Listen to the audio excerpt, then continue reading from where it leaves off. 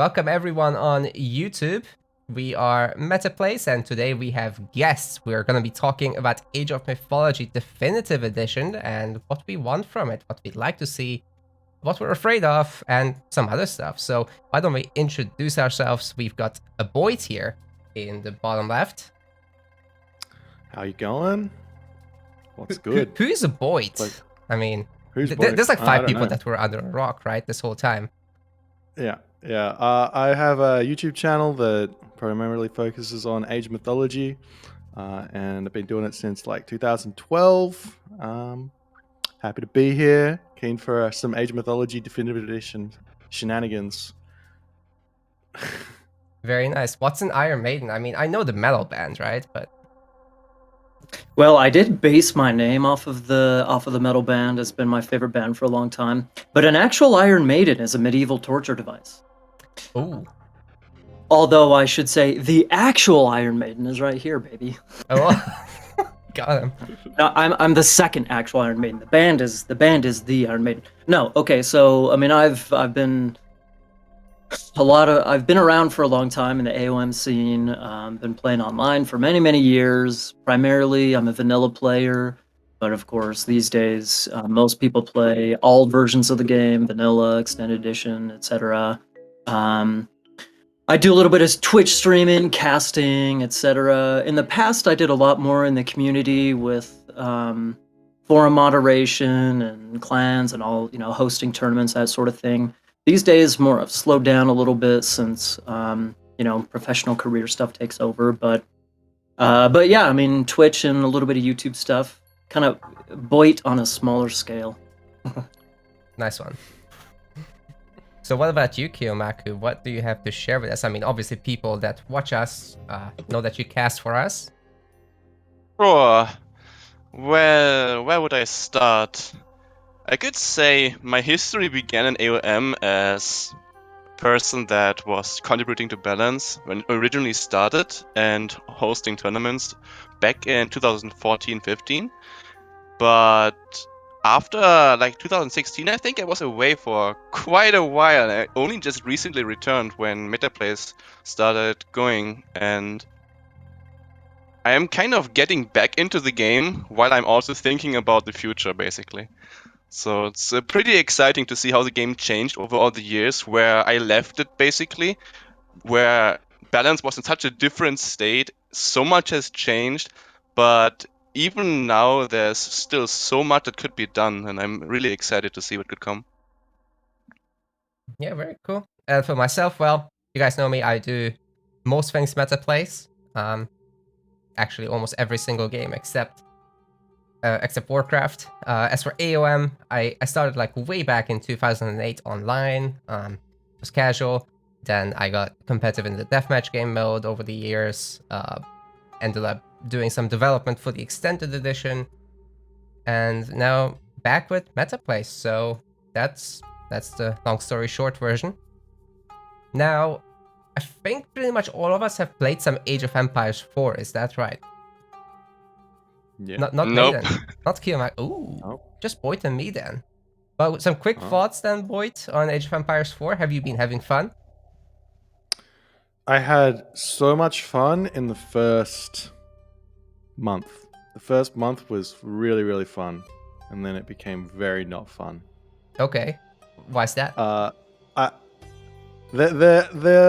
The main premise of what I think like an RTS game is that you have like an early game, a mid game, and a late game, and they all have a very like defined areas of a game. And Age of Empires 4 has these mechanics which basically skip parts of the game, and effectively, if you abuse those mechanics enough, then effectively it became a death comp building game instead of like an RTS game with lots of things going on. So that killed it for me. It's very easy to fix it, and I hope they do consider fixing it, but you never know what's going to happen. Yeah, true. I played quite a bit myself at the beginning, but honestly, for me, it's a big bummer that there's no real ranked, right? Like in the client, there's no leaderboards. You have to wait 20 minutes for updates, blah, blah, blah. That personally hurts my soul a lot. And then there's the quality of life stuff that I've gotten used to over the years from modern RTS games like StarCraft and all the indie games that came out that had all that quality of life. And then AoE4 somehow doesn't. I don't know. Like it's got a lot of polish in the campaign, but not in the core gameplay, not in the customization, hotkeys, controls, blah blah blah.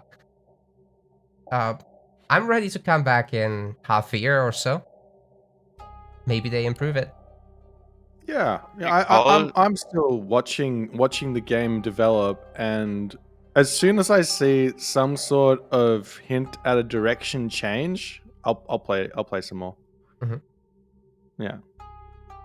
If I recall, you already made a video where you talked about a lot of these issues. I did. I So- have a heavy rant on this. Yeah, I was thinking that could be a good time to link that rant actually. Sure, I'll put it in the description, I guess. What else did I Do you want to guys say think about that? A4? Yeah, But go do you ahead. think that 6 months down the road is too long to wait? Yes. Because it seems like if they it seems like we've opened the door to players outside of the age of realm of things, StarCraft 2, Warcraft, etc. And so it seems like each passing week, it seems like that door is just closing faster and Mhm. faster and faster. So how in your guys' opinion, how long do we have until that door is all but closed? Well, you're absolutely right. I think Age of Empires 4 is the first Age of game that connected every single competitive RTS scene into one, and promptly is repelling them back to the games they came from. The only people who are sticking around from the other games are the ones who are at the very top, who have potential for prize money or whatever they're trying to get out of Age of Empires 4. So it's unfortunate that like modern gaming is at a point where it's actually better for the company to release a game and have players pay to beta test basically for 6 months, rather than release a fully finished game that doesn't need too much work. And that seems to be what's happening. And I think that the door is almost actually closed in terms of connecting everyone. And I don't really see Age of Empires 4 being as big as Age of Empires 2 or StarCraft 2, even if they launched a huge patch tomorrow, just because everyone's kind Oh of wow. returning. But maybe, you never know. What do you guys think? But that was the most fun part to me about the game, actually. More fun than the game itself is that you got to see all these faces from all the games that you might know if you follow the different scenes of StarCraft 2, Warcraft, AoE 2, you name it. Everyone's there, at least to a point. And I mean, some faces have risen to the top from most of the games, actually, which is really cool and just a testament to, all scenes do have these high quality players. Uh, but like Mate said, 6 months is a long time. And who said that it's 6 months? I said it's 6 months, maybe. It doesn't have to be 6 months. It could be a whole year until they add proper ranked. And who says that by the time that is over, they have addressed all the quality of life things that are nice in the other games? Who says that there's going to be esports still? There's a few organizations actually doing quite a bit for this, but casting is also a huge, huge, huge problem. The replays go away by themselves. Like they have a limit of 10, I think. They override each other. So if you want to cast a game from yesterday, you're probably not going to get to do it. So However- basically, Makes it really hard. that is the same as Age of Mythology in terms of replays, but we have software to rename everything, so Well, and we then don't there's lose any replays. There's the extended edition, which doesn't have that problem at all because it just makes a new Oh, one. true. I was thinking original version where we have a software that can rename it the way we want it to be renamed, Yeah. with all the detail, and so it's very nicely sorted. And honestly, that's something that should be standard for modern games, the way it is. It isn't many. It doesn't. I don't understand what the point behind making the recorded games server side was. Like, I don't understand why the recorded games aren't just chilling in your own directory. If you want to share them, Well, you one can share practical them. aspect is that I can go to your profile and then check your game. But Yep. if it goes away, then what's the point? Yeah, yeah. I was thinking, like, why not both? You know? Yeah, why Sure. not both? Sure. Yeah, that makes a lot of sense. I should be able to just send it to you on Discord as well. Yeah. Well, on a positive note, I think that as long as there's still some non-AoE2 big streamers that are still playing AoE4, I still think that the door is not going to be completely closed. And I think there's still potential because those big streamers, like when you open Twitch, there's still Age of Empires 4, tens of thousands of people who are watching this game be played. And it might, most of those viewers might be on just a couple of channels, but still, those viewers, how many of those viewers also play at least a little bit aside from watching, their favorite streamer? So I don't know. I still think there's at least a little bit of positivity there.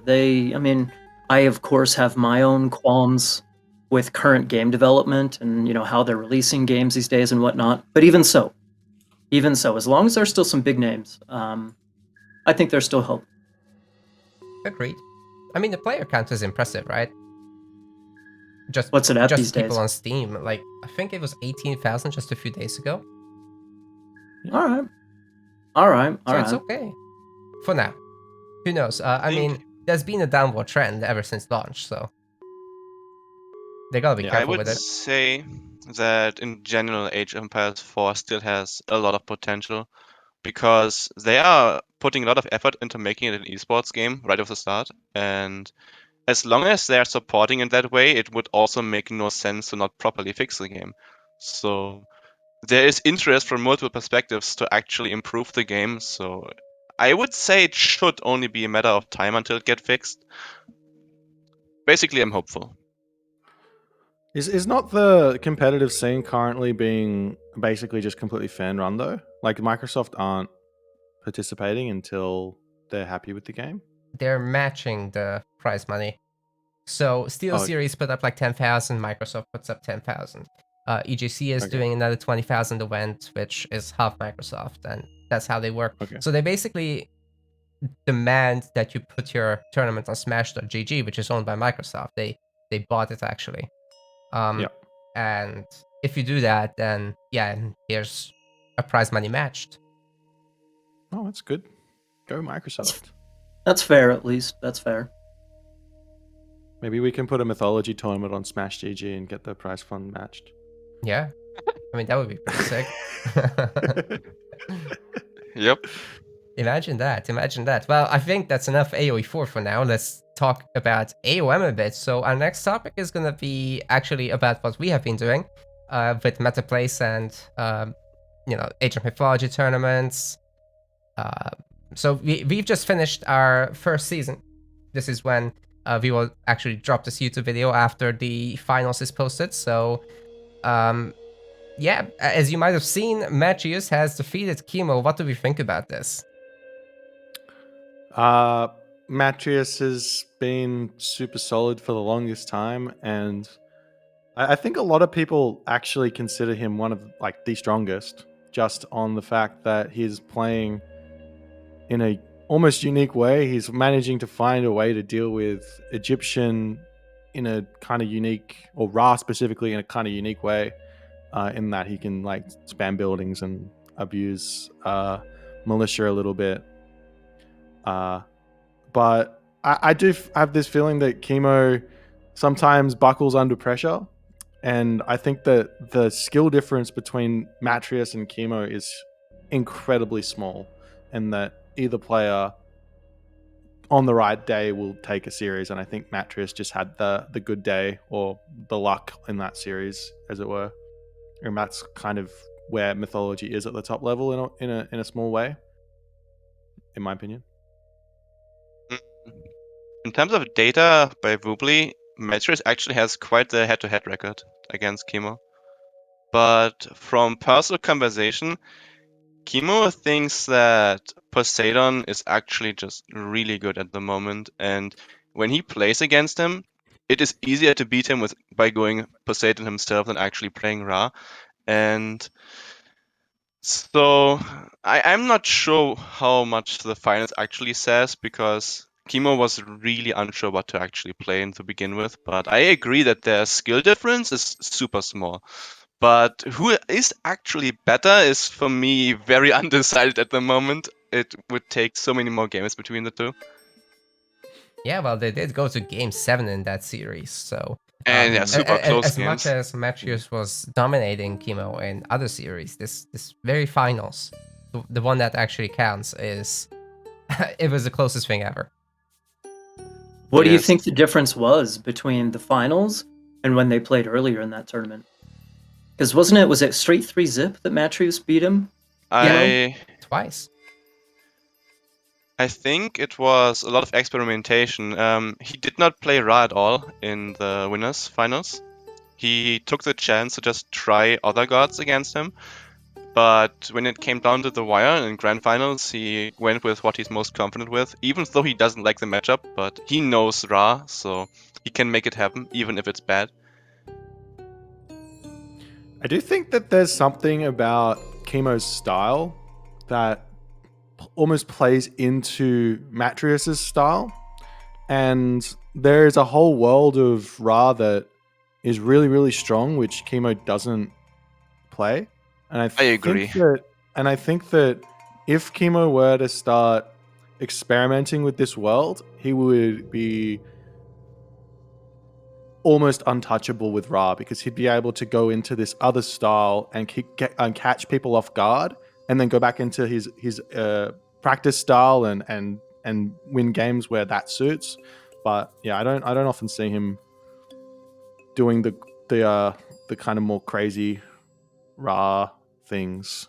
What is this world, like myth unit spams, or what are you talking about, boy? There's a whole bunch of like classical age, semi-fast mythic things that are really, really strong. Using classical units to prevent Poseidon getting easy map control with walls. Like, for example, if you just do standard 2-town center fast heroic with Ra, Matrius is just going to wall you in, and you're going to have a really rough time having to deal with that first, and he's going to get map control and you're going to feel real shit. So just like preventing all of that stuff on the maps that it's easy to do that on is really, really important. And I think there is some sort of like meta development in that matchup that hasn't quite happened yet. Maybe it will happen. Maybe I'm talking shit. No, I think you're right, because while defense is usually the best thing to do in RTS, where you just match the offense just enough and outboom behind it, but playing aggressive has the advantage of controlling the game. And I think that there is a lot of untapped potential, especially for Ra, to actually play really aggressive and try to control the game, because you don't need to give Greek 3 TCs, you don't need to give him 4 TCs, you don't need to allow any of the walls to begin with. If you can deny all of that, you put them into a very weird position where you know what's happening, and usually that's one of the weaknesses of Ra, that he doesn't really know and has to guess. But if you play aggressive, you know what's happening. So that gives you completely different level of control, but it's not been perfected at all, because usually you're more on the defensive side. Especially with the way Matthews plays, like Boit mentioned the walls. The way Matthews does that, he just boxes you in. He doesn't wall himself, he walls you. Yeah. But for me, this is also a thing of balance, because I think there are some things that should maybe be changed. So while there is stuff that obviously needs figuring out, where the meta can improve a lot, I also think that on the current patch that we have, there's still a lot of room for improvement. And I would say that Poseidon is one of the gods that is looking a little bit too strong in some areas at the moment. But maybe that's just my opinion. Yeah, I think Poseidon's one of the least touched or least nerfed gods that we've actually had, right? And in fact, even, dare I say, most buffed god bar Norse, in that, like, for some reason Polyphemus is ridiculously strong right now, and Yeah. when did that happen? So yeah, it's But there's definitely some changes that could be made for Poseidon that don't have to be like earth-shattering nerfs. Could easily just chill the game out a little bit. I think he's really, really, really close to being a very balanced god. So what I would say is basically really, really minor changes. Where I think, for example, the building spam is a bit too broken in late game, so militia could receive a very, very small nerf. And Polyphemus, as you have mentioned, a little walking fortress could be a little bit weaker because he can solo so many buildings. He can solo, for example, the Tarian Gate, and he does it so quickly and efficiently too because he doesn't really cost anything in comparison to what he destroys. And in direct comparison, there are still things that could be improved and buffed for Hades, for example, because there's still a very clear difference between the Greeks in that area, at least. For example, fourth hero, Bellerophon, so much stronger. Polyphemus, so much stronger. Perseus, he was buffed quite a bit, and he's a really, really cool unit already, but he doesn't compare at all to the other two. Yeah, the only way to really use Perseus is you put a Helipolis next to him, and as soon as he's done with his special, you put him back in there. Yeah. That he just dies if you don't. That's still super strong. It is strong. Yeah, but then the Perseus special stops. You can't walk up with the Perseus in the Heliopolis because. Oh no, that's your way out. Yeah. Right. but then the Egyptian player just targets it with all his chariot archers and he dies before the special ability goes off. Yeah, he is, No, to me, the coolest of the three, but also the underwhelming one. yeah, I mean, there's probably a world where you just make the Perseus be able to one-hit any unit instead of just myth units. Maybe it's too strong. I think that would actually make him worse because you can, like, when you have a mummy, for example, you have to pay attention to not accidentally target a bad unit because imagine you just convert a hoplite and then a Colossus shows up and you just can't use a special and takes so long to recharge. So, well, my point is you just don't build Perseus unless the other person has a myth unit. But that says a lot about the unit, doesn't it? When you just don't even build him. Yeah. And the other two, I mean, Bellerophon and Polyphemus, it's like he dies, you have to rebuild him as fast as possible because he has so much value. What's the range on his special now? Is it like 10? Is it 5 still? It was boosted for sure. Right. In DM, we gave him a very heavy boost in that department, and that works. Like, you just do the Helipolis trick, and that he stays alive for ages. But I could still see that if that range is not enough, then yeah, he just gets sniped by archers, and that's it. Well, back to Poseidon and Matreus. Do you guys think that all this talk about Poseidon being so strong is just because Matreus is playing pretty? I mean, when he's pretty actively streaming, if I'm not mistaken. It's a little bit early for my time zone, but is it just because Matreus is beating Chemo and with Poseidon? I do think that Matreus is losing to Odin like plenty enough. Yes. That's the trick with Poseidon, or that's the trick with balance. It's like, I mean, we could be talking about Poseidon against Ra specifically, and Perseus and Chariot Archers, but there's other civs as well. Yeah, I heard this from Chemo as well, where when I talked about which gods he wants to play in tournament, he was talking at length with me about what god to main, because in the previous patches it was clear for him to just go Ra only because he was confident that he could just win with Ra. But now there's a weird triangle or square or whatever, or a circle of matchup that just counter each other, and he doesn't really know what to play anymore because he could just go Addy, but then he fears Odin, for example. And if he plays Ra, he doesn't want to run into Greek or Addy either, because those sucks. But if you place Odin, there are also matchups he doesn't want to play. So it's not really clear cut. And I think this is also a pretty good thing for balance already. And maybe more of a rule set for tournaments where map bans or maybe even god bans could have a big impact, because the AOM as a game is so complex with all the power spikes happening at weird times and so many things affecting each other that true balance is probably not possible at all. You can try to get really close, but matchups will always counter each other, and I'm not sure if that's fixable at all. But yeah, small changes like Militia and Polyphemus being a little bit too broken. But there's one thing I also want to address, Maiden. The thing you said about Matrix and Poseidon is very true, but it's been happening all the time where a top player shows up and he shows you what a god can do. So it's both at the same time, where he shows you the potential of the gods and shows you what you need to change because it's too broken, but at the same time he's also really, really good. So it can be hard to tell, but it's been this way so many times with, for example, Set in the past, Magyar. He just shows up, does a little bit of shifting sands abuse, and everyone does it, and everyone also immediately realizes that we have to change that because it's way too broken. And then there's Zeus, for example, Bellerophon, and we see a little bit too nice micro by Mister and Centaur raiding, and we see that it's also a little bit too strong, and it gets changed, and now we're at a state where we are suddenly seeing Poseidon being a little bit too dominant in some areas.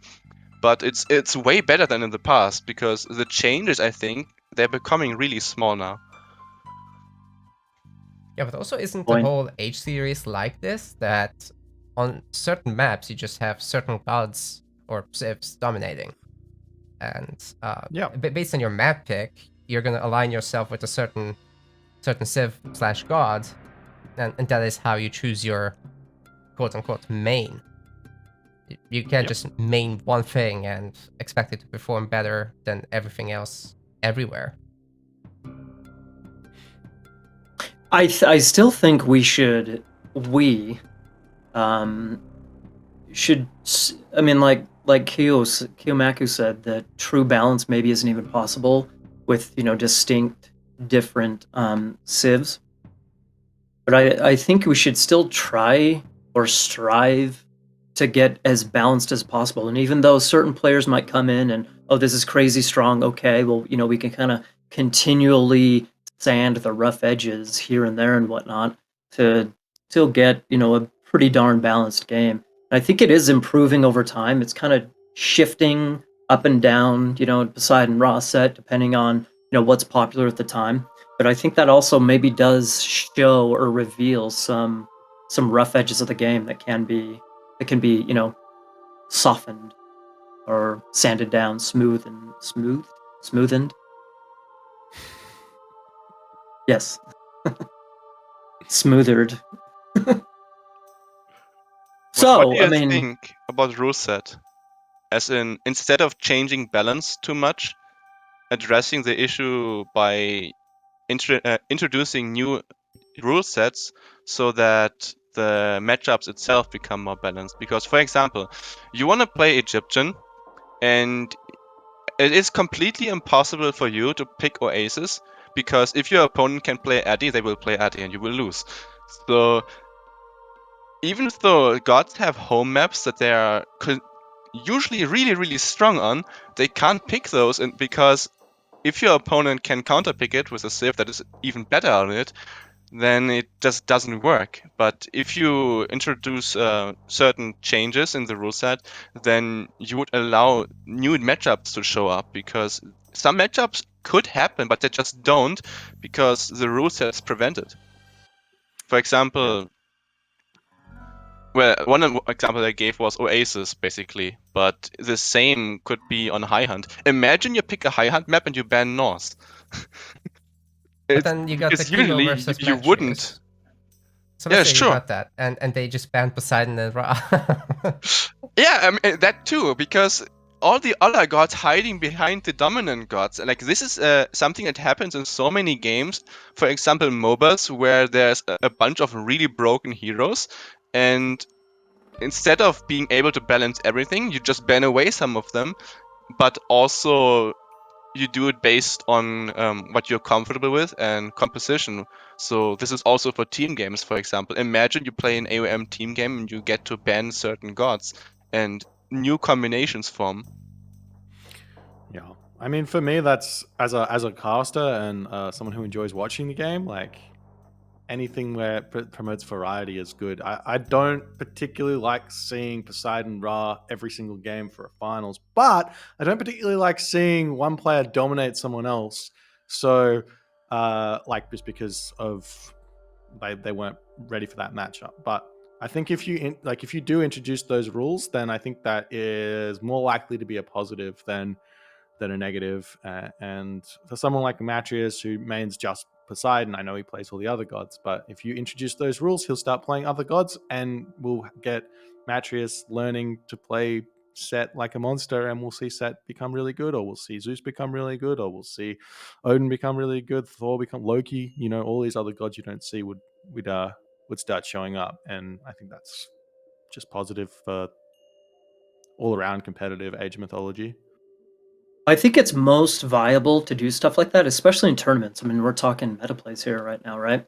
So, if there is an upcoming season 2, Naka, I think doing stuff like that is a great idea. I mean, we've seen in the Age of Empires 2 is super successful, right? And we've seen in those tournaments the map picks, the god picks, the bans, and everything. That's like a super crucial part of of a tournament overall. Like that's a whole segment of the presentation of these tournaments. So I think it's definitely I think that if you go too much with I don't know, trying to overly legislate, if that makes sense. Like you can only do this, this is if there's too many rules and guidelines about gods and maps and this and that, then it can just become confusing. And as a player, it's like, ugh, this is too confusing. What are the rules? I don't even understand. But if you have at least a couple here and there to, like Boit said, introduce and cultivate the variety, I think that's great.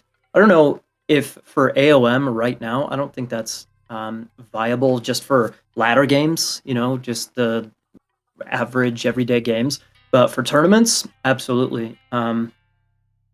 And I think that, I don't know, I think that that's a pretty crucial part of tournaments these days. There's more and more and higher precedents that are being set, not just in AOM, but in esports and age of games overall. And all of these precedents are proving to be successful and entertaining and worthwhile and everything. So I think it's valuable. I think it's definitely valuable. Balance, entertainment, everything across the board. Well, I'm no stranger to this personally. I mean, with Metaplace, we're already doing this for Halo Wars 2. It's got a very similar system, right? With the, it's only got 2 civs, but they have each 8 leaders. So it's in the end it's 16, which is very similar to AOM. And there we actually make it so that you get a ban of your opponent's pick and you cannot repeat. And then AOM DM, we've got a situation where you cannot repeat. There's no bans, but both systems kind of work, and I think if people are willing to accept this, then we could do it. And to answer your question, Maiden, about season 2, yes, we are renewing for season 2. So there is going to be an entire season there. We're starting with an $800 prize pool for the entire season. That's just a minimum, plus community contributions. There already have been community contributions of, I believe, $300. So nice. Yeah, very, very good. Yeah. So thank you shout out to Ippert and Warrior Mario for this. The Forgotten Empires crew is actually helping us. Oh yeah. Nice. That's awesome. Well, Naka, what I think is especially valuable about what you're doing with the seasons, this again with precedence in the AOM community, the whole idea of seasons.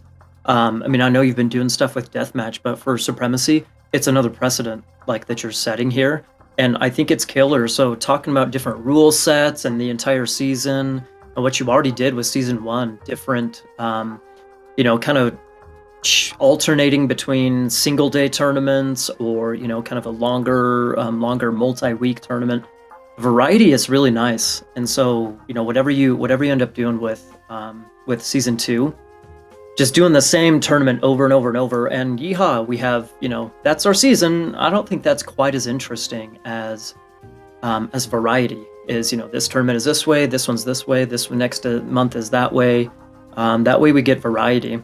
Otherwise, for the competitors, I mean, we saw a lot of the similar competitors, pretty high level AOM that was played throughout the entire season, but we still kind of saw the same couple of players, in particular Chemo, right at the top throughout the entire time. So he might, again, he kind of struggled against Matrius, playing Raw against Poseidon. But if you introduce different rule sets and everything like you've been doing and continue doing that, then it doesn't necessarily level out the playing field, but it obligates the competitors to, I don't know, like sharpen their tool set, so to speak, and do the preparation and invest a little bit more in preparation rather than just showing up and here I am, here I'm gonna play. Anyway, I think it really, just the variety is huge. It's kind of thematic to AOM anyways, with random map. The random map generation. We're already kind of in line with the idea of kind of a random aspect variety, let's call it. So I don't know. I think it's great. It's great. And hearing that there's season 2, 2 thumbs up from me, man. Yeah, thanks. Yeah, definitely. Everyone should keep 2 the thumbs feedback up, boy. coming. There we go. We do want it to feel better than season 1. In any way that is possible, and like you said, there's always the trouble of, should it be a one-day event, should it not be, should we just allow people to play their early rounds whenever they want and just show up for the final day with the top 4 to 6 people, whatever the format demands. Those are always open to discussion, and simply said, we just need your feedback. We need to know what people want, and the way to do that is just make a post on our forums or in the Discord or whatever, Or polls. You also have done polls. We have done polls. We actually have one running right now about whether we should do anything for the extended edition. It's the extended edition side is kind of losing though, for understandable reasons, I might add, because I think Boit adds this all the time when the topic comes up, that the replay playback speed is just really bad. It's not 1-to-1, and that kind of affects live games as well. Like, there is a degree of lag to add there, and it kind of slows gameplay down to like 80% speed. It's just not ideal. I would absolutely love to see Age of Extended Edition be played on the competitive scale, but every time I've been a part of it, I've felt like a bit of the magic is not there just because of that delay that you talk of. I know, right? Like, you launch an AI game, AOM feels like a different animal entirely. Yeah. It's intense. It's intense. very When you're intense. so used to playing multiplayer, you go into a single player, it's like, it's like your mouse speed, has increased, the scroll speed and everything. Everything's so responsive. Yeah, we need that in definitive edition. Let's talk about that's a great segue, right? Yeah. So AOM is turning 20. It's getting old, man. We've been around for almost all of it, right? Like, I know that I got the game when I was a kid. It just came out, so I've never really stopped playing it in any way. I'm sure you guys are mostly the same. Yep. So It how took about a while some to more find AOM? online. Yeah. Ashamedly so. I'm Yeah, ashamed yeah. to say, yes. I'm still here. Why? We don't know, but I am. Right. Well, I'm not leaving, so DE when? That's confirmed October 30th. There's no other date. That's the only date. That's the Yeah. release date of the original, for those of you who aren't aware. Yeah. So there's been no leaks as it were, but we did see some Twitter posts of Forgotten Empire's hiring which I don't know exactly what they're hiring for, but you can only imagine that they're the ones who will be working on Mythology Definitive Edition, and if it's being worked on. So I have hope that we'll see it next year. Yeah, I mean, those guys are already familiar with the game, just as a whole. They know the code base. Who better to give it to? Considering where they came from, or just like the whole, I don't know what to call it, a team, an organization, or whatever, of Forgotten Empires. I mean, Age of Empires 2, okay, real quick, Age of Empires 2 is so incredibly successful right now, pretty much just because of grassroots effort and investment from just the people, the players. And I could list a million different things, players and groups and teams and this and that. I could name a whole bunch of them, but so I trust for not blindly, but I trust Forgotten Empires at least, quite a bit as just like a baseline, because just where they've come from. Well, you just look at what they've done for Extended Edition. Let's just not talk about where it started. Let's talk about what they did. And Forgotten Empires wasn't there when it started, and the amount of work they put in to fix it. And while it's not perfect, it's definitely in a very, very playable state. And that's given what the mess that they were handed. So imagine what they could do if they actually get to build it,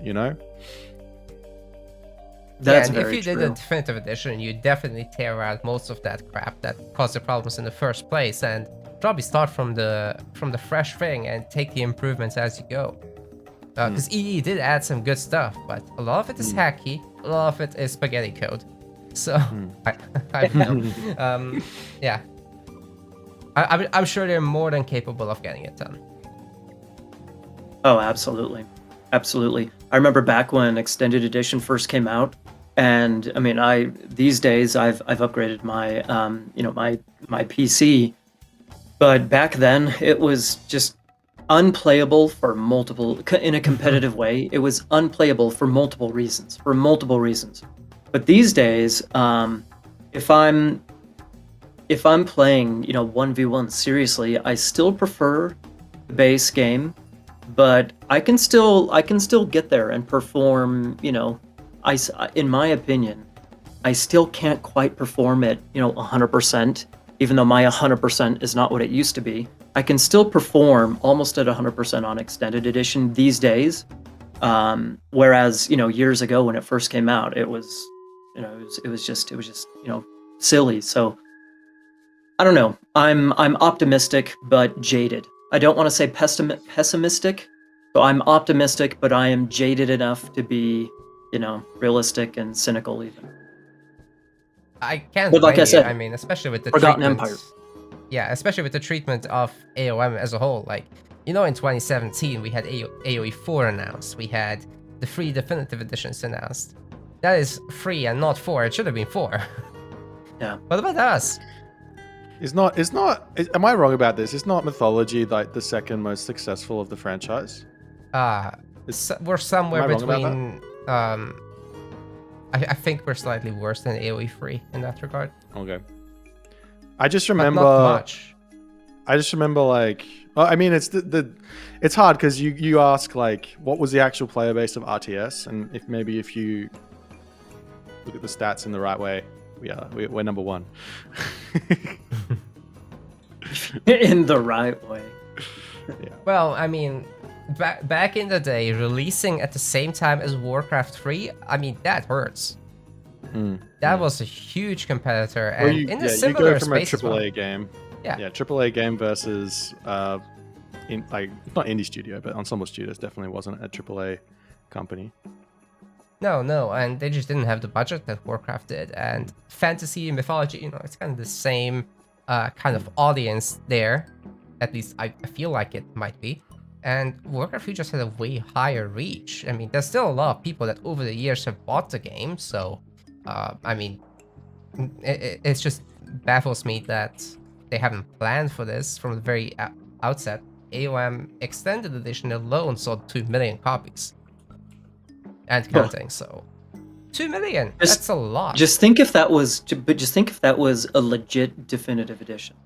It seems like Extended Edition just kind of fell out of the just like no, not I don't want to be too offensive, but just was kind of this piece of shit that fell out of the sky. It's like, oh, that was kind of cool. A piece of shit fell out of the sky, but it's still kind of a piece of shit, And then Age of Empires 2 Definitive Edition comes along, and that definitely was not, or no, it was Age of Empires 2 like an extended edition or something like HD? that. HD was, edition. I think, wasn't HD before Extended Edition? Yes. It was. Yeah. Was it? They were right around the same time. Whatever. I mean, well, so both of those came out, and they were kind of like pieces of shit that had, okay, fine, both of them that had fallen out of the sky. And it's like, well, this is cool, but, what the hell are we going to do with a piece of shit, right? So once the AoE2 Definitive Edition came along, that was, it was legit. That was legit. So I don't know, HD and Extended Edition, HD, AoE2 HD, and AOM Extended Edition, those two, it was like, it's almost like that did more damage than good. Almost. Yeah, they're both from an era of negligence, to be honest. Like, Yeah. back then, the Voobly community of AoE2 also didn't want to touch that. Not even with a 2-meter pole, so... Yeah. Mm. Although, back then, I do remember, there were tons of AoE2 players that didn't, HD did kind of reintroduce them to the game. So I think that HD wasn't as big of a pile of shit compared to Extended Edition for AOM. But at this point, yeah, there was a lot of like modding that went into HD to bring it to Voobly as well, right? Yes. So if you own, like, I don't know exactly, but if you like owned HD, you could play it on Voobly. Yeah. They were which compatible. connected the communities. Like, I don't know how often I get a comment on YouTube saying, how do I what version are you playing? How do I get it? And I'm like, well, you have to have the original CD, right? Like, you can't. There's no like, you can't just like have Extended Edition and use that to play Voobly. So, yeah. Yeah, well, you should still encourage Extended Edition, Boit. You should still encourage the game. I do. You play Extended Edition, go. It's great. Well, Extended Edition did something good, because it also introduced some new players. Like, for example, our current first or second best player, Guillermo, he was an Extended Edition player. And people discovered him on EE and made him come to Voobly. And there are still a lot of other people as well from EE who went over to Voobly afterwards. So while they did not really want to stay where they started, they were introduced to AOM, or they returned to AOM. So it did something good. I mean, it's not a complete failure, right? Like, it's not in a great state, but it's not a complete failure. It really did reinvigorate the community. Yeah, but that's the point. We'll give it a little bit of credit. The major difference between AoE2 HD and AOM Extended Edition is that Voobly allowed AoE2 HD to be played on Voobly, but we can't get Extended Edition to play on Voobly. That's right. Do you know what I mean? Like, so our communities are just split, which is hard. Yeah, it doesn't help. And if we're going to have a definitive edition, that's going to be the same all over again. But if it's definitively definitive, then we can definitively switch to it, all of us, right? Right? Yeah. Well, like I said, sure. I trust Forgotten Empires, and it seems like have you guys played AoE 3 Definitive Edition at all? A little bit. No. Nope. Well, so I never dipped my toes into the AoE 3 realm, and so I don't know what the capabilities of that Definitive Edition is, but I mean, there's a pretty high precedent between the features and functionality and whatnot, even though, I mean, despite the qualms you guys have with AoE 4, between AoE 2, AoE 4, etc., there's kind of, I don't know, I think there's a big expectation from, if Forgotten Empires were to do something and create a definitive edition, I think that there's an expectation that they definitely need to make it better than current extended edition. And so they may not, have as much support and everything compared to AoE 2, which is, acceptable because AoE 2 is so much more bigger. It's bigger and, more successful. So that's acceptable. But, I think there is kind of an expectation that if they do, go on this endeavor and, that there is kind of an expectation that we're not just maybe we will just keep throwing money at, every little bit of attention that people give AOM. But I would expect something, a definite step or two above extended edition. Otherwise, screw it, back to Voobly.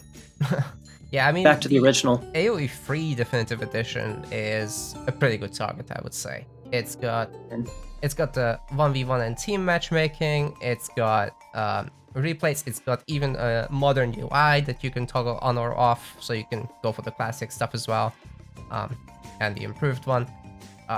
You've got the obviously improved graphics, it runs pretty well, it's using the relay server networking, so no good old peer-to-peer bullshit that we are having to deal with all the time. It's decent, honestly. And there's always the precedence of, you can actually improve the spectator mode a lot, you can improve the AI a lot. AoE 3's AI system is a lot more robust than what we have in AOM, so maybe we can even have good bots. Very good. But what about AoE 2 DE? It should also be a good comparison, especially because Forgotten Empires. And AoE 2 DE is extremely solid. It's just very different, right? I mean, AoE 3 has a heavily shared codebase with AOM. Yeah. And it's way easier for them, I think, to kind of rework or port features from one to the other. Maybe I'm True. I'm full of crap, but that would hopefully be how it works. Yeah, I mean, the idea is that AOM DE is on the same engine as AoE 3 DE. Yeah. That would be the only thing that makes sense. Like, you don't, so.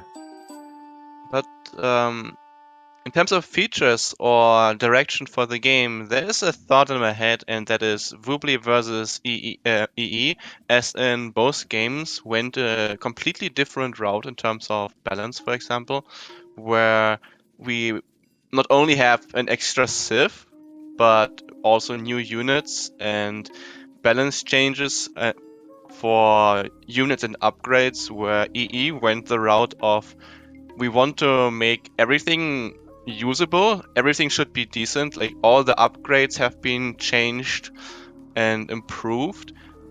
But Voobly had its own ideas at some point where now the balance is completely different. But I think both versions have good ideas, and Definitive Edition is technically a chance to combine ideas and take the best of both sides. But what are your thoughts? In terms of what balance should be taken for Definitive Edition? Yeah, like what would you take from Extended Edition and what would you take from Voobly? Because we don't necessarily need to base Definitive Edition off of Extended Edition or Voobly. We could also just take the best of both. Okay, well, I guess that just comes down to the question of, if you release Definitive Edition, do you release Definitive Edition with China? Do you release Definitive Edition with the Atlanteans? So there's a world where you release Definitive Edition with the base civs, and then in 2 months, 3 months, 6 months they release the Atlanteans. That would suck. And they could do that, just in terms of like, don't have enough time, have to get it out for October 30th. But in terms of the balance, listen to the community. Do not do your own thing. We know how it works. Just like, do what we've got, because you'll ruin it. That's why I say I trust Forgotten Empires. They're from a community. They're not just, some dudes that. But that's why I say I trust them. I mean, my they personal always involve the preference. community.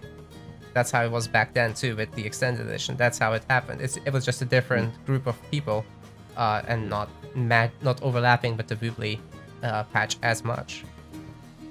Well, at the start, it was kind of a double overlap, considering that I was patching on Woobly and Extended Edition at the same time. Yeah. But eventually, I left the Woobly side and only did EE, and so eventually there was a split, I guess. Yeah, sorry to interrupt you, Maiden. Go ahead.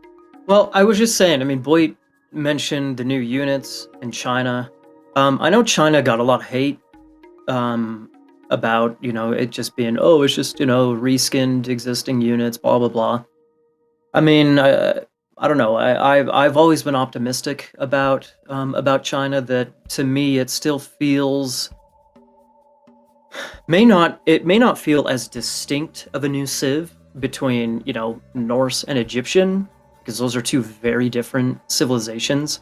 But I don't know. I've still been positive and optimistic about China as a civ, so I like it. I like it. I don't know. I like it, and the new units I think are great. I think the new units are absolutely great. So I don't know. As a Voobly and EE might have been. I mean, like they're going in a similar direction balance wise. I mean, again, personnel that have been working on them, like Kiyomaku said, etc. Going in a similar direction, and they're just ever so slightly different. So I think the general balance, as for do we take this change versus this change, I don't think that's all too important. But I really like what the new units have opened up.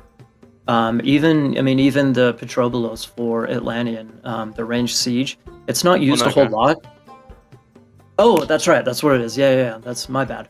But it's not used a whole ton. But again, like we were talking about before, with Matrews playing Poseidon, or with a really top level player taking a god and really showcasing how OP certain aspects can be. If you open up some of these new units in China, etc., to the entire player base, who knows what's going to happen? And so I don't see the units or even China being a detriment. I don't really see an argument, a really favorable, valid argument against including them. I guess you could say, man, it's the 20-year birthday. Just go with the base 3 civs because okay, I get that. Anyways, yeah, I like the you'd new upset units. a lot of Atlantean players with that, to be honest. I'm not saying that they should. I I'm know. saying I would understand if they did, just based on the time to get the thing shipped. Right. If I had my way, I would say leave China out of Definitive Edition. Make sure when you release China that it feels unique, it feels new and in the spirit of what Ensemble Studios created. China, what we have with China feels like a beta product, and it just needs to be moved into a finished, polished product, and that's what needs to happen there. So if they release all 5 civs and China is a new civ, feels like a new civ, feels different, feels good, feels fresh, then fantastic. If they can do that, go for it. So this was actually going to be one of our big talking points about China, or a new civ, or both. Both. And how much of a rework should China be getting? So what do you guys think about that topic? Yeah. So, firstly, what they should be looking to do with China is, I like talking about the campaign because I think that was a monumental screw up. They should bring China in to the universe of Arcantos, and all of that should be in that universe, and they should make it craft a story around what we know and what we love, because that is so very important. And then you take that universe and then you can build what China is in that universe, and that'll make a lot more sense for the gameplay or whatever. In terms of like reworking China, it just needs to have a really solid identity, and that's kind of what it's missing. Right now, it's kind of like this weird thing where you don't really know, doesn't know what it's trying to be. It's kind of everything and nothing at the same time. So figure out how to build that identity. Well, is that a result of since it's on extended edition, or rather, the EE DLC, and so not enough players have really adopted it. Do you think that if more players played it, then an identity would kind of arise, or? I mean, Whatever. maybe. But what we see,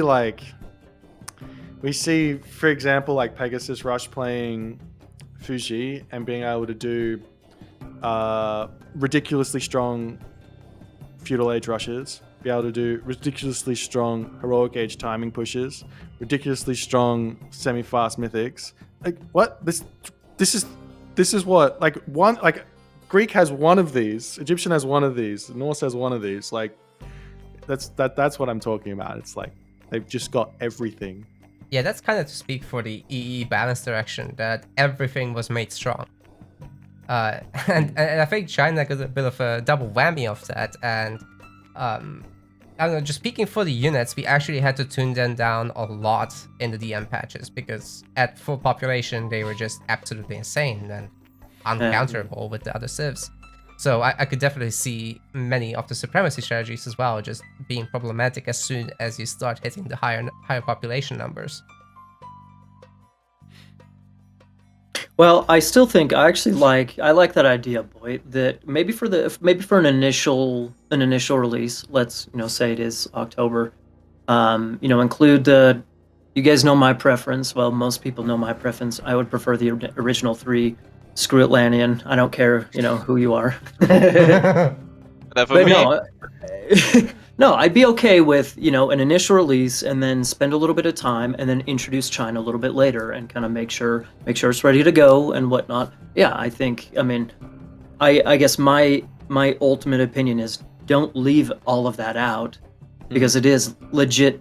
There is legit potential and legit work that's been done. So don't just leave it out.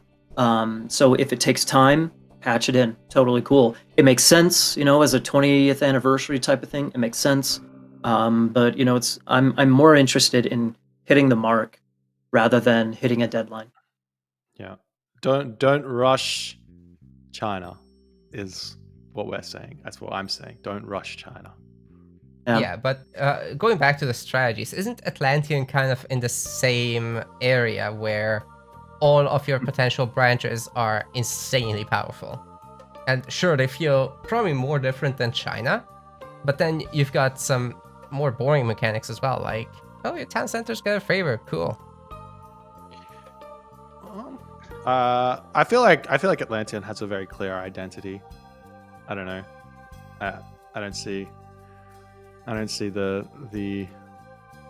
thing is, like, Atlantean goes like this, right? Boom, and then smack. So that's their identity, and that doesn't seem to be the case for China in any way. It's You're just right, they boom, don't boom, have the boom, staying boom, boom, power. boom, boom, boom.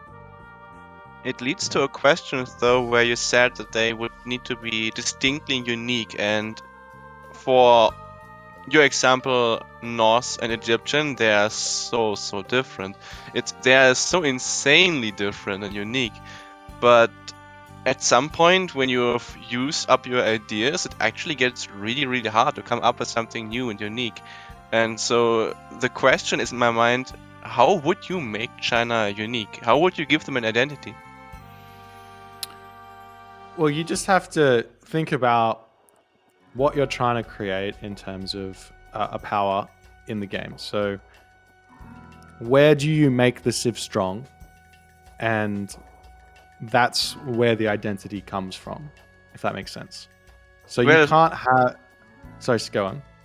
I wanted to answer to that, because that was a lot of the thinking that went into the balancing of the civ, where the idea was to make it an all-rounder, basically.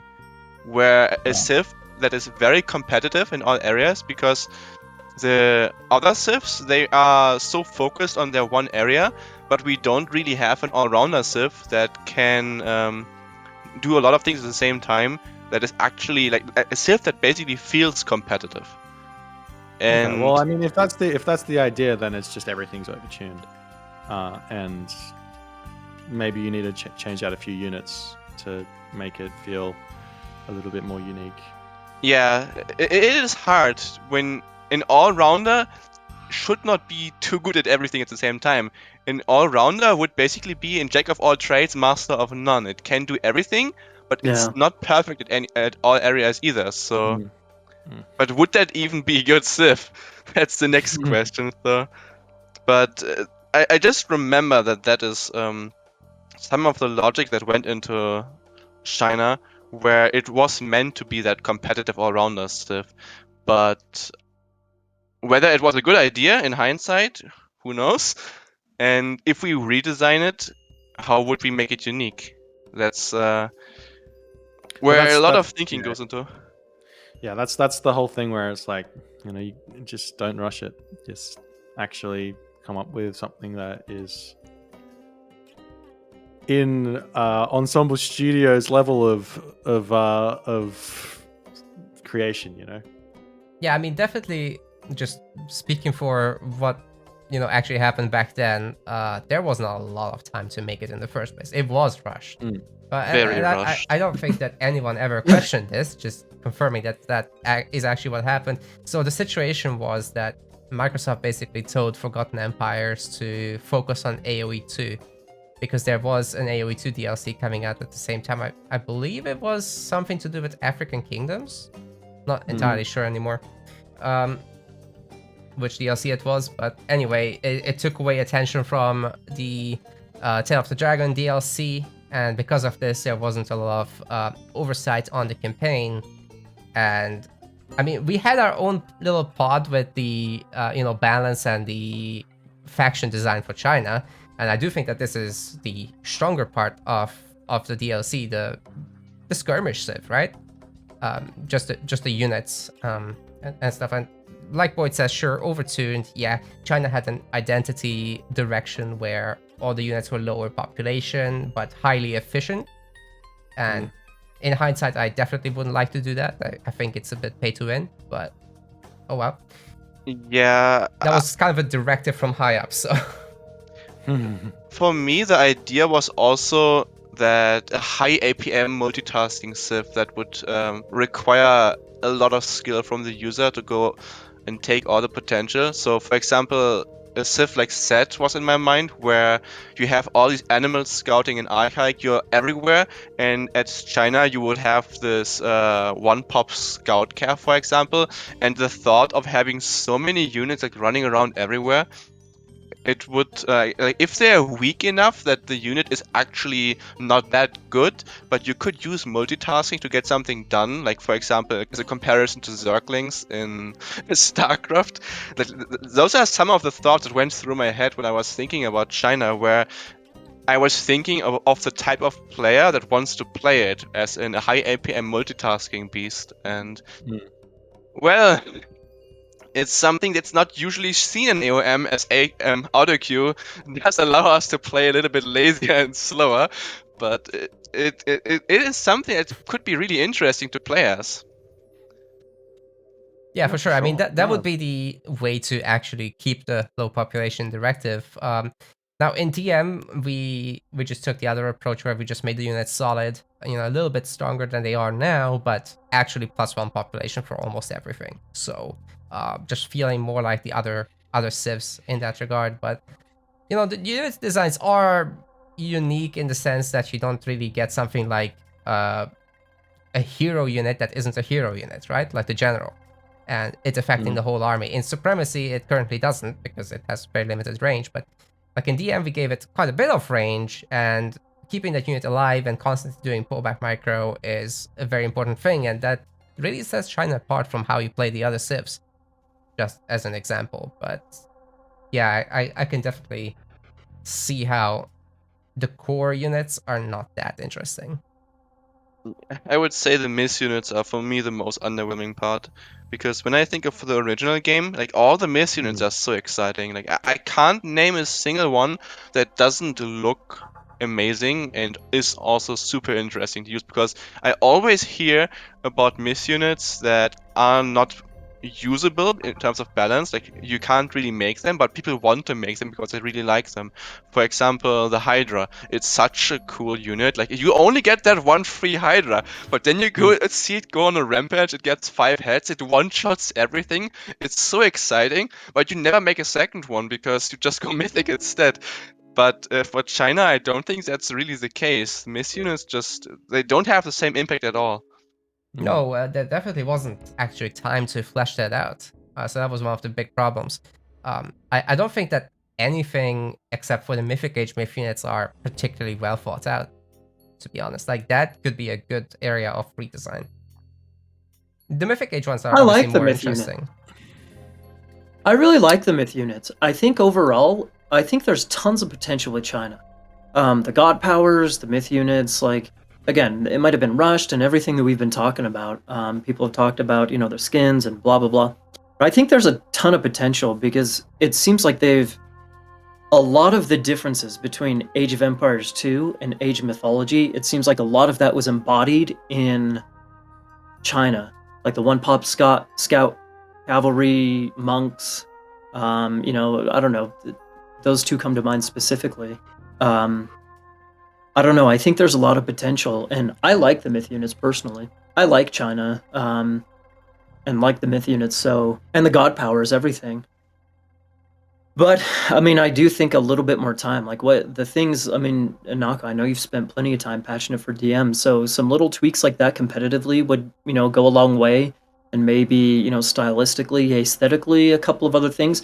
I don't know if there's a ton that I would change with China with the definitive edition. Maybe some tweaks here and there, so that it feels like a more complete, fleshed out Civ. But I don't know if I would change a whole lot about it personally. For me, for just the character of the myth units, I think everything should have an upgrade. But that's a base game problem as well. Like, a Hydra doesn't have an upgrade. Why doesn't the Hydra Yeah. regenerate? Shouldn't it grow back the heads? It upgrades itself. Yeah, true. I mean, true. Usually that's the identity of the Hydra. It regrows, and you have to kill it fast enough. Yeah. But the way it works in AOM is also super interesting, where because it doesn't live forever, it feels so special when it gets all these heads and gets so strong. But you have the physician now, so it's all good. That's true. Get that physician in there. Oh, sorry, Hippocrates. My bad. Speaking of the physician, would you guys? I mean, we've been talking about China. So, would China? Yes or no? Would China be in the initial release of Definitive Edition? What about the extra units that they added for the base civs? I love the extra units. I think they're great. Same here. I think maybe you could think about changing Atlantean's unique unit into something maybe a little bit more helpful for Atlantean, but the other 3 civs get a lot of very, very nice help. It changes the game a lot. It does change the game a lot, but I often think about whether it is actually a bad change. And there's like, for all of the units, there's an argument where it could be a bad change, basically. I mean, I get that people like them, and that's fine. But for example, the Physician is, from a competitive standpoint, extremely powerful unit. It can save so many resources, but from a design perspective, healing it was supposed to be unique before, where healing spring, it's a god power. Not every Sith has access to healing. For Odin, it's his god bonus, and for Egyptian, it's a Sith identity. They have priests and pharaoh. Only they can heal. For Norse, there you have to go a certain god path to go the Valkyrie to have unique access to healing, and then there's suddenly physician where, okay, so Greek now just has general access to healing, no commitment to a minor god pass, nothing, it's just there. And it takes a bit of the flavor away. So it is an interesting unit, but it also comes at a cost, in my opinion. And I guess you gotta weigh that against the fact that it feels good to actually heal your unit. I mean, yeah, but because it feels so good, it makes it more special for the civs that naturally actually have healing. And that's the same thing with China being unique identity, where suddenly we give healing to Greek and we reduce identity because of that. And suddenly we give Norse and Archer, but they are supposed to be this unique civ with only infantry and cavalry, and now there's an Archer. I mean, they need it, honestly. Like, they really do need the box or some other balance change because there's a flying unit that is really mean, but still, it comes at a design cost where Norse was not supposed to have archers, and suddenly there is an archer. And Hero throwing axeman. One of. Simple. I mean, sure, imagine you have a legendary throwing axe. It's not the unit that's really wrong. Honestly, it's more the design maybe, because if it wasn't an archer, then there wasn't really anything to complain about. Yeah. But I mean, it's historically accurate, though. The Norse yeah, weren't it oblivious is. to archery. I mean, I'm not saying that unit should be taken out. I'm just trying to highlight like ideas against the unit. Like, there's a lot of pros for the unit, but there's also a lot of cons for the unit. And the same is true for Atlantean and Egyptian too, where Atlantean was bad late game, and it's fine to give them more access. Like, for example, on Woobly and EE, where Contarius are really, really good, and you can just go around and kill TCs. But and there's also like siege improvements in general, like where the fire siphon gets more range, and their late game in general gets better because while they are supposed to kind of lose there once their power spike ends, they don't need to be completely unplayable in late game. But then there's an Onager, which kind of goes a little bit against that, where they used to be close range siege, so it was harder for them to actually control an area, but now they get a long range siege, and it kind of mitigates one of their weaknesses, which goes a little bit against the design. So it's more like these units address weaknesses, but also take away uniqueness. And Egyptian, the Kopesh, they aren't really the classic fight civ. I mean, they can classic fight, but they are the civ that does not have a raider in classic age, really. I mean, they have the spearman who's kind of running really fast for some reason, but otherwise they're really weak to arrow fire. Their raiders are squishy, like the spearman is so squishy, and that dog is so cute. But the Kopesh is a little bit of an odd addition, where it gives them that radar, but also does not give them the radar, considering how the unit is basically not a combat unit at all. But Great combat unit. Stop your lies. There was talk back in the day about maybe doing the power war elephant that you see in Age of Empires 4. yeah, That was one of the considerations, actually. but like that's just some of my thoughts into the units, where I'm undecided if I want to keep them, because imagine we throw some of them out, or just keep some of them, because they could be really interesting. For example, the Norse Archer. It's like, if we were to rank the 4 new additions, I would say the Boxbagger is the best of the 4. Yeah, But definitely. It does kind of break Norse a little bit, like, because now they can go for a full wood-based army, which is not really supposed to be a thing. limited, So limited. Boxbagger, for example, like, or Oh chain. no, that's not the answer. Well, you That's don't want to too do weird. that. I just mean like, just in terms of it might be like good in this sense, but it's like, if you think about the whole big picture, now I can go Huskell, Bogsweiger, throwing Axeman, and my opponent to counter that army does what? And it's very, very hard to find like a resource efficient way to break that army comp. And yes, you have to use hill forts to get that, but it is like very, very, it has a inherent balance issue in it, just based on the fact it's all wood. Yeah, for wood-based. sure. And then you add ballista to it, and it gets really ugly. Yeah, everything is and still wood-based. wood-based, right? So And fire giants.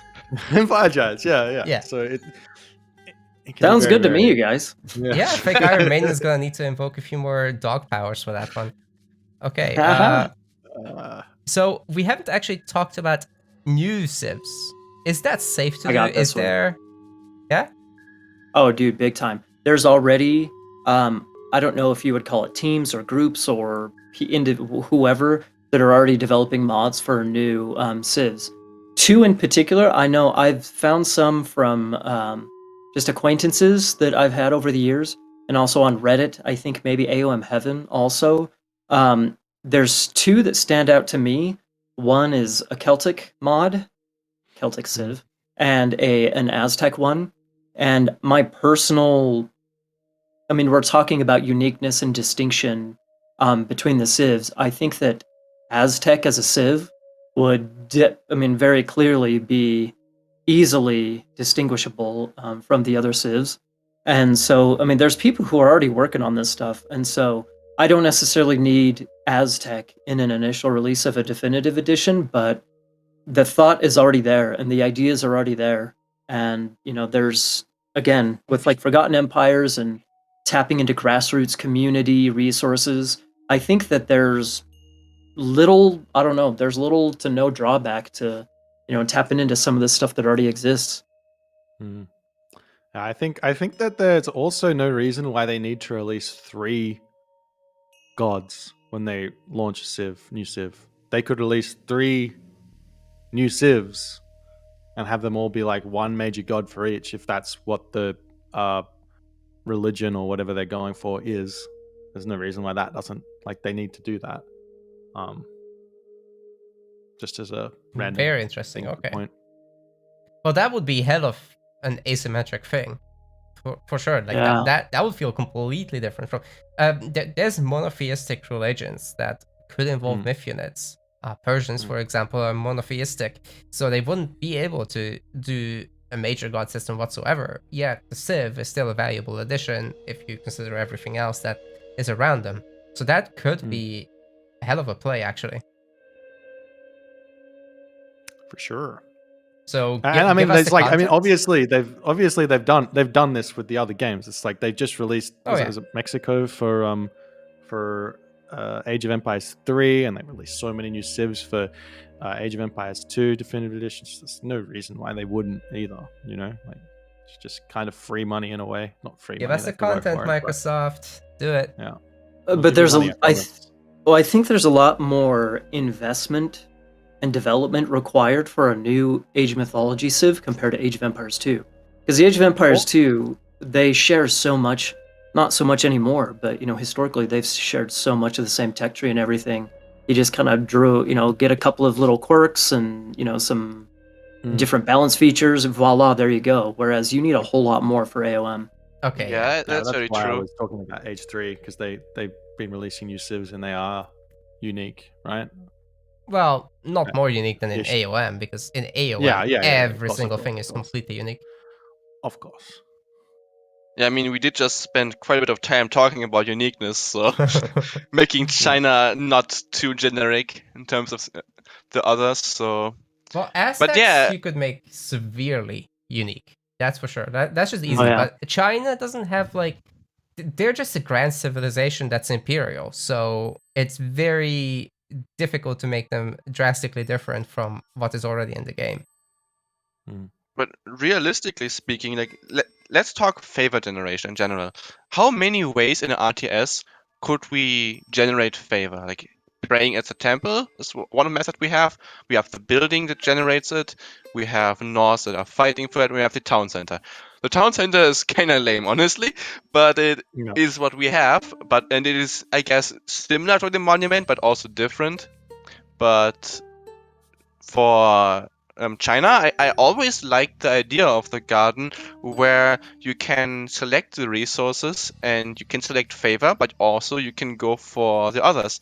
But I was also thinking, what kind of other ways for favor generation could there be? And like one generic idea that pops in my head immediately is, what if you tribute your resources, where you have a building to drop off resources that turns them into favors? So similar to the idea of the garden, maybe, but you basically build a favor storehouse near a resource, and you collect the resource and you turn it into favor that way. Like, Yeah, for this sure. is a random thought. I mean, you could do And offerings, you could do sacrifices, so that is sacrifices. very easy. capturing much. units. Yeah. Like, there's still quite a bit of potential for unique mechanics. Yeah, I think the only way to do it is to look at the actual civ and see what did they do to appease the gods, and then attempt to make that into a mechanic in the game, because you can't just like come up with something new. But like you say, you can definitely see like the Egyptians, they put stuff into a tomb where they died, and that would be a way to like appease the gods for their afterlife, and you could take that mechanic and you could use that for favor generation, so it's very easy to go into like a civs culture and be like, yeah, that's a way to do it. You just look to that. I think sacrifice is the easy one, especially for whatever Mesoamerican civ. If that were to be an option, I think sacrifice is a pretty easy one, and that seems different enough that maybe each unit has a specific favor value, something like that. I don't know. I'm sure you could get that to work, balance wise, but I think it's a pretty easy way to go. And it's different enough to be, unique and have a little bit of a. I mean, Kiyomaka's been talking a lot about like flair and whatnot of individual civs, and that seems different enough to me. I'm a fan. I'm a fan of these of what I've seen with the Aztec mod and whatnot. I'm a fan, and I want to give it a shout out. So there's possibility there. There's a lot of possibility. Yeah, very good. As for adding more content, there's always the topic of maps. How do you guys feel about having like a super crazy rotation of maps, so that there would be, I don't know, competitive seasons on the ladder where you can just have the maps rotated like they are in AoE 2, and all the time community maps would be added, kind of like what EE started doing with the one map they've added and then they stopped. Rip. I like it. Yeah, just get Rebels Rising to code it, and I'm happy to include it. That's all good. Shout out. Shout out to the man who makes it all happen. There's so Yeah. many map archetypes that have been made by the community and are just different from the original ensemble maps. I think the idea of adding the unknown as a balanced map with good code behind it would be so wildly good for the game that just like, I just feel like that should be a thing. And if it was a competitive map, it would be so fun. Every single game would be different. You have no idea what you're launching into. You have to actually scout to like figure it out. You have to like adapt your builds. Everything is unique in that way, and you just have like a new experience every time you play the game. I think that would be a good thing as well, Boit. But I also think that there's a huge portion of the player base that would just, no, this, I hate that. Like the repetition, the familiarity is, what's comfortable. That's what I need.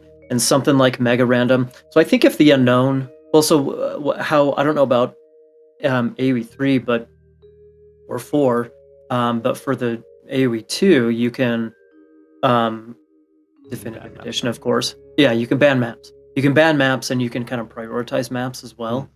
And they do have a rotation, like Naka suggested. So I think if you make the unknown playable and competitive, I think that's absolutely, if it's kind of all one package deal. Allow it to be banned for sure, 100%. Yeah, I still think that. Well, just a single. I like the idea of introducing new maps just on its own. But for something that's a little bit more gimmicky, like the unknown, I think adding in those other elements of banning and highlighting or preferring maps and whatnot, I think that's a necessity. Yeah, the good thing about this all is, as tournament hosts, we have the option to just make it happen. We just need to Yes. host a tournament with the rule set, and we can make a map. And like that was one of my favorite tournaments that I ever hosted, and it was just a one-day event many years ago, where I it was the RTS Sanctuary Weekly that I wanted to host, and I had different rules set every week. And one of those, I tried to get really weird maps in AOM for players to fight on, because those are maps that were basically never seen, and the design of the map is kind of interesting, and it would be so cool to see what they would do on those maps. And so I fully agree that new maps and map rotations would be really, really interesting.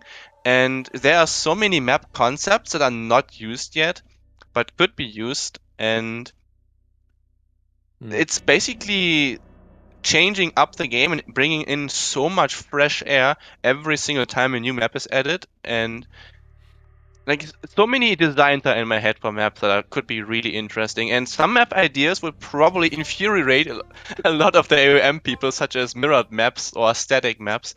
But imagine if you had it as a limited time thing, where it would be for like a week or two, where you had a few static maps and people can just go wild on it and see what they could actually do with full preparation. Because while random maps are random, they are still constrained in a way that they are still consistent to a degree, where you Yeah. get maybe 2 rhinos, maybe 4, maybe 1, for example, Savannah, but it's still in an area where you know what to plan for, you know what to expect. Painted Desert, you know that if your hunt is not on the left side, you know it's on the right side because it's supposed to spawn.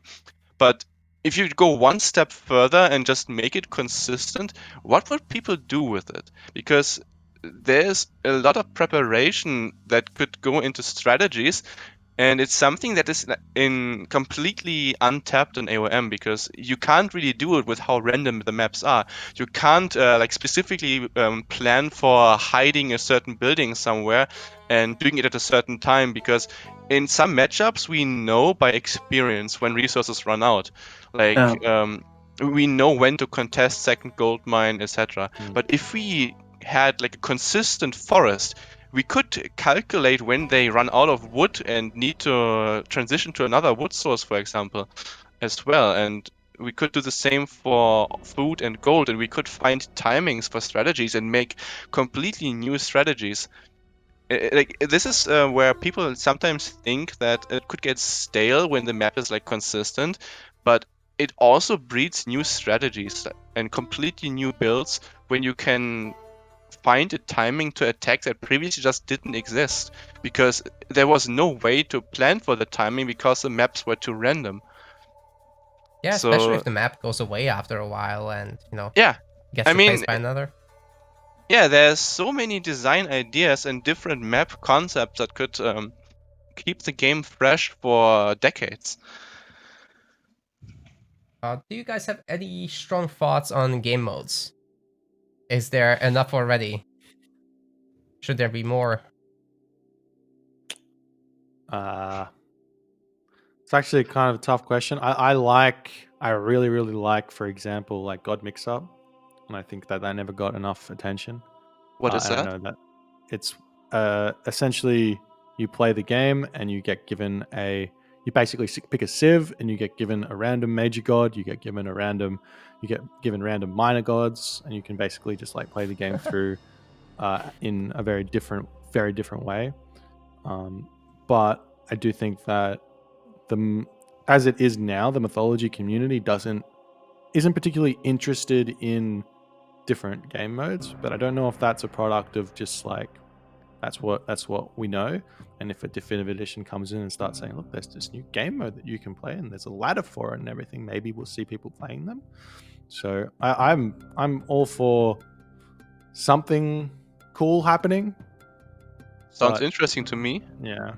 Yeah, I mean, I'm But sure they could get creative. There's definitely Yeah. no limit of possibilities. there's shared population, shared resource game mode, basically. Like, it's one game mode in AOM that I always loved, and it is never played. It makes me sad every single time, because I think that is also a game mode that could be really interesting, or even the two players in one civ, for example. It's also something that Yeah. would be really interesting. So definitely game modes. There are some that I want to see, and your example is really interesting.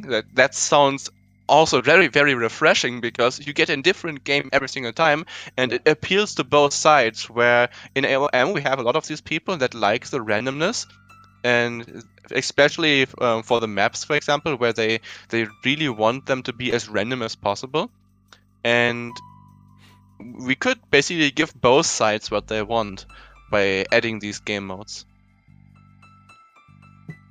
Well, we already saw. I don't know how much you guys pay attention to AoE too, but Red Bull, like energy drink Red Bull, came in and hosted the Empire Wars tournaments for AoE 2, and those were wildly successful, crazy successful. Especially the last one, they hosted it. They hosted it as a LAN event in the Heidelberg Castle. It was, I mean, that was one of the coolest things I've ever seen. So, although I don't know if that series of tournaments prompted casual people to just play Empire Wars on their own, I'm not so sure. But at the very least, that really kind of opened. And I mean, AoE 2 is older than AOM, and they've been doing kind of the same thing. They have scenarios, they have deathmatch, and they have their normal, they call it random map, right? But that really opened the door and kind of broke the paradigm a little bit, and it showed that there are alternatives that are viable and to be entertaining, to be competitive, etc. And the really interesting part is that some of the players that were successful in the series of Empires Wars tournaments, it kind of shook up the top 10, top 20 players. So I don't know. I only see all of these ideas. I only see it all a positive. Like China's a new civ, Aztec, map bans, different maps, all this stuff. I see it basically anything and everything is positive. From my point of view, we're coming up on 20 years. So, like, if you're new to AOM, you're either, really young and you didn't, play it when you were younger. So now you're playing it when you're younger, or, you've been playing it for a long time and it is what it is. So, throwing in some monkey wrenches to switch things up and make it fresh and new and this and that. And I don't know. I think it's, from my point of view, all of these ideas are just all good. Yeah. Now, of course, having said that, you could rush ideas, and it could, be a pile of poop falling from the sky, as we've seen in the past. But if you do it, if we develop it well and whatnot, then there's tons and tons of potential, in my opinion. Yeah, none of the extra content has to be there on day one. Like, Yeah. just a solid product is good enough on day one. Just Yeah. have a matchmaking supremacy, that's enough on day one, right? But then they add the new maps and whatever seasonally and keep the game fresh. They add a new civ every year, blah blah blah. That could definitely go a really long way.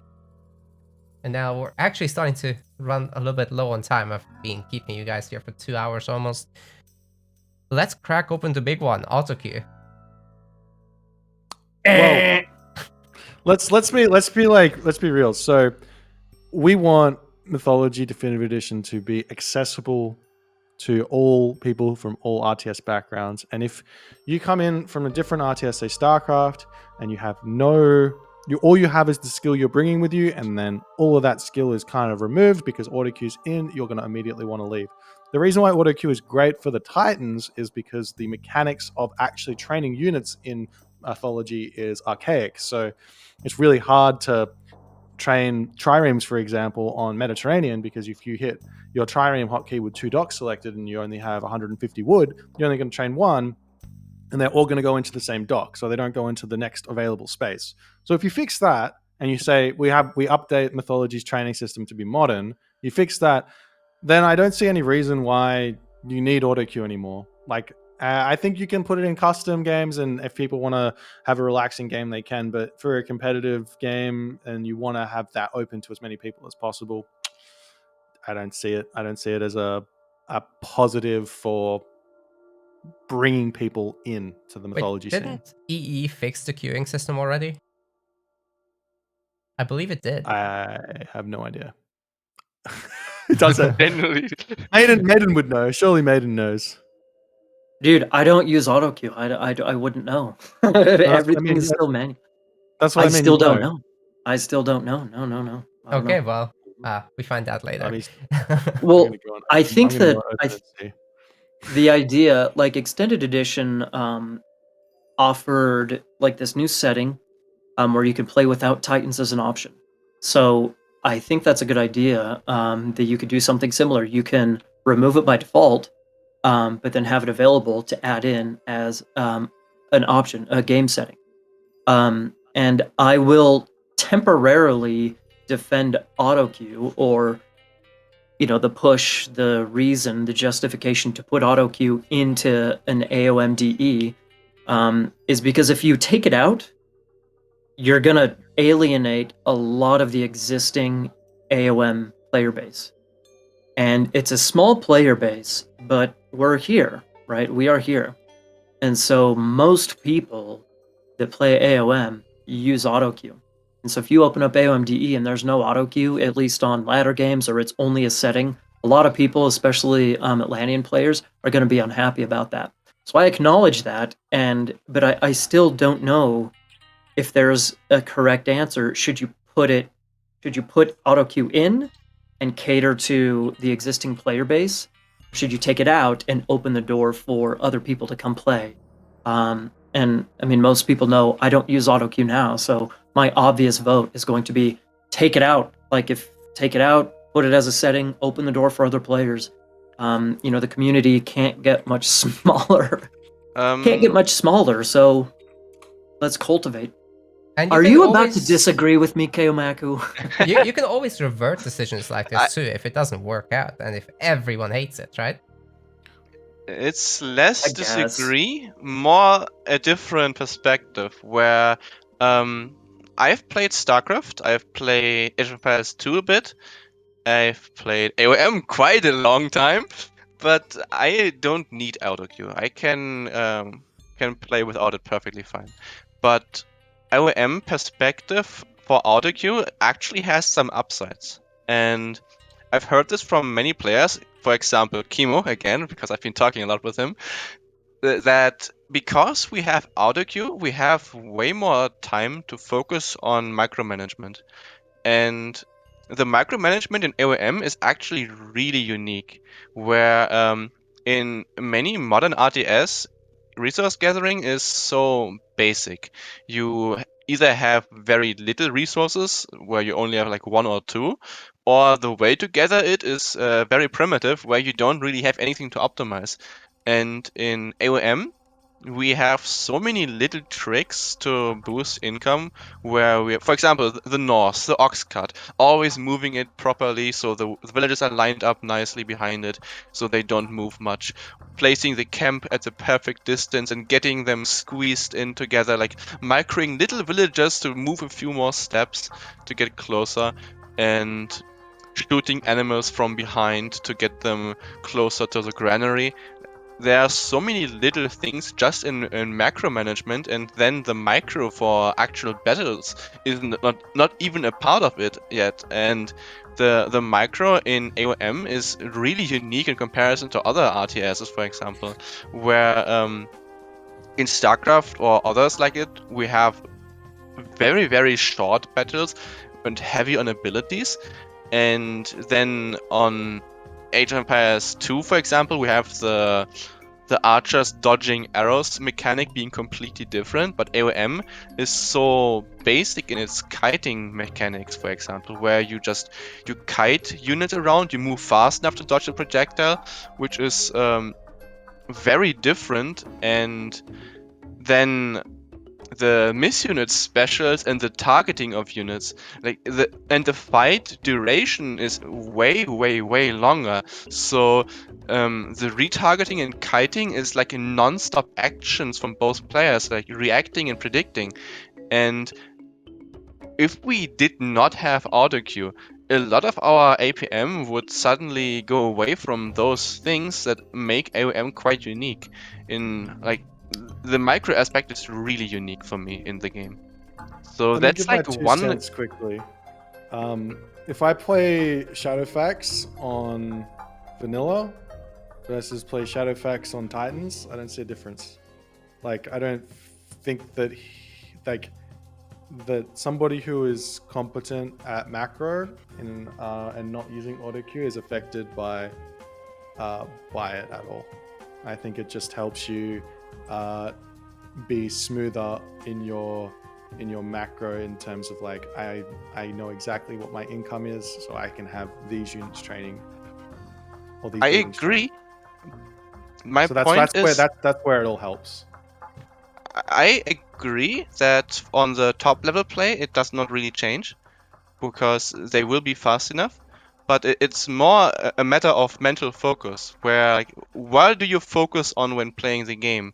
Because when Autoqueue is in the game, it automatically shifts the focus more to micromanagement because it's not something you have to spend that much energy on.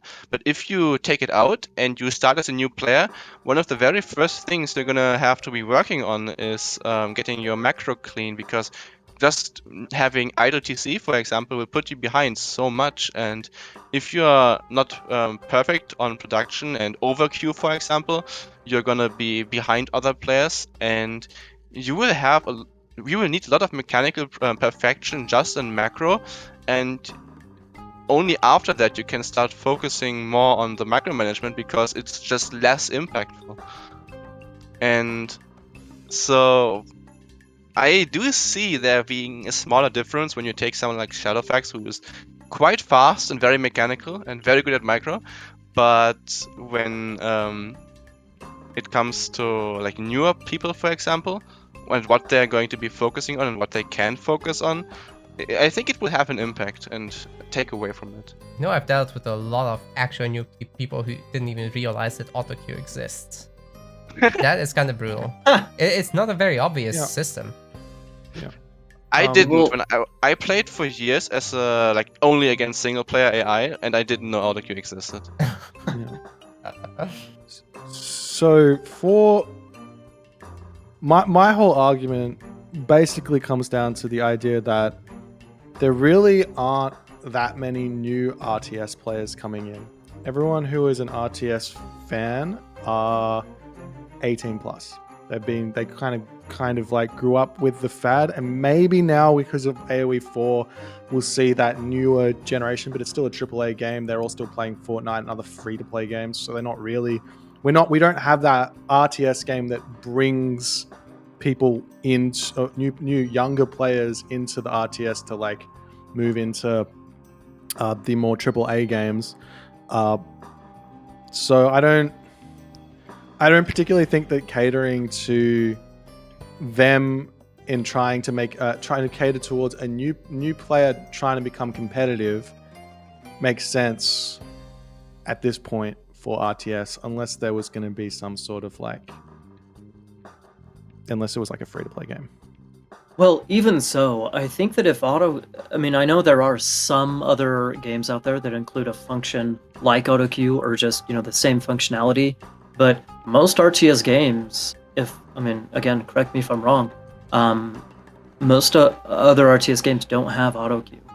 And so there's, this, like if you've been in, the AOM realm or community for any substantial amount of time, this conversation or this discussion or argument about Autoqueue versus no Autoqueue, it's been had a million times over. And everybody really repeats the same thing. But I think ultimately Autoqueue in newer RTS games, even remakes, they're not putting it in. No, And Grey Goo is the of only course, one. is Grey Goo the only one? Well, I know That there I was. know I know of. that I know that the Titans isn't the only one. So I don't know. I mean, there's definitely valid arguments for it that Kayamaku of course laid out. And then there's arguments against it. But I think ultimately it's not like it's an expectation of outside players that they have coming into a game like this. I think the only expectation there is for existing AOM players that use it, and there's going to be plenty of AOM players. We might if DE did not have Autoqueue, it might alienate a lot of existing AOM players, like I mentioned. But I think ultimately, they would still kind of follow where the crowd went with player numbers. I think player numbers is maybe more important whether or not an existing AOM player has Autoqueue or not. It might cause some people to leave, but I think it would open the door for more people to come than it would cause people to leave. And I think that's kind of the whole point of DE, is to open the door to future and more and other and stuff like that, instead of cater to a small little, a small existing player base. I agree with that. Yeah, for sure. Actually, like you said, there's been Fair. a lot of discussions on this already, and usually it's like a 50-50 spread, even within the AOM community. Whereas outsiders would, I don't know, if you're from a competitive background, you're not gonna like it. That's just how it is. Well, If you're on the outside of bright side, AOM. Autoqueue isn't even optimal to begin with. Like, it's a double-edged sword because leaving it on can be the worst thing to do. Like, when you look at any top-level player, they will you're use constantly Autoqueue canceling on... You're constantly canceling and restarting. If you're Yeah. using it for the entirety of the game, then you're playing it wrong. So, Yeah, Or especially... you end up with 50 or 60 caravans because you forgot to turn it off. no, that's just how Hakime plays, man. No. He actually doesn't use Autoqueue much at all. Like, I've seen and analyzed some of his games, and he makes most of his units manually. Like, especially in late game, he has maybe like one building. Like, specifically, for example, against Greek, he would only Autoqueue Spearman and Siege Tower, because Siege Tower to kill Helepolis, and Spearman as his mainline unit, and then some mercenaries, of course. But on the entire side of the map, he would have so many buildings and side builds, and he would always manually queue units up when he sees that he needs them there. He would never just leave an auto queue. He would always balance the population exactly how he needs it. And an inexperienced player might just auto queue in, and suddenly he has units in the wrong place and they don't do anything. Or even worse, they auto queue them into towers where they just die. So there's a lot of traps in auto queue, and also tricks where you stop production of units because you want to prioritize something, like you want to get an upgrade first, you want to get a TC, but if you just leave the army auto queue on, you will get it slower. And priority is something that auto queue can kind of hide, that you don't really learn about it too much because it's just so automatic that you forget it exists. So yeah, it is in the game, but you shouldn't use it as much as you do at the moment, I think. And so removing it from the game might make some people better at the game, ironically. I kind of subscribe to what Boit actually suggested, that it would be an option in custom games. But Yeah. To add to that, well, you can even obviously make on it in a ladder. ladder. You can make a ladder auto queue as well. Like, Oh god. on ladder as well, maybe. I'd say ladder shouldn't be auto queue, and that to add to this, Titan difficulty shouldn't have auto queue. So if you play the Ooh, campaign, yeah. Single player and campaign has auto queue, but then when you go the Titan difficulty for the extra challenge, you remove it. yeah. That's a great idea. I like that. That's up there. I like that a lot. That's a Maybe good even one. hard difficulty, actually. Maybe. Because hard difficulty is kind of like, this is reality. This is like what the AI can do that you can do. You can do this. The AI can do this. You could actually do what the AI is doing.